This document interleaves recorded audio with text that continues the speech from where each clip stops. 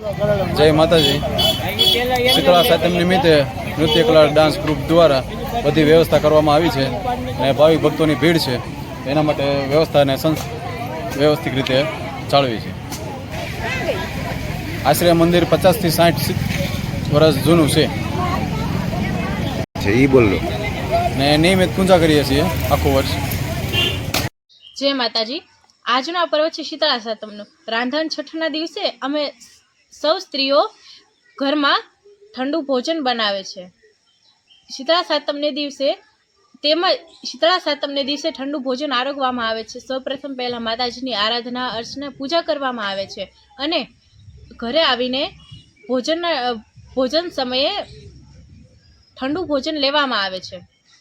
તેમજ વૈજ્ઞાનિક દ્રષ્ટિએ ધાર્મિક સાંસ્કૃતિક તેમજ જોવા જઈએ તો શીતળા સાતમને દિવસે ઠંડુ ભોજન લેવાથી આરોગ્યને પણ ખૂબ સારું રહે છે।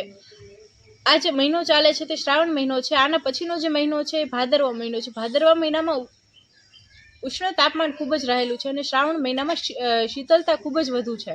તેથી શીતળા સાતમ શ્રાવણ મહિનામાં ઉજવવામાં આવે છે અને શીતળા માતાની પૂજા અર્ચના કરી ઠંડુ ભોજન લેવામાં આવે છે। શીતળા માતાજી આજે શીતળા સાતમનો દિવસ હોવાથી ગાયત્રી મંદિરની પાંચે શીતળા માતાજીનું મંદિર આવેલું છે।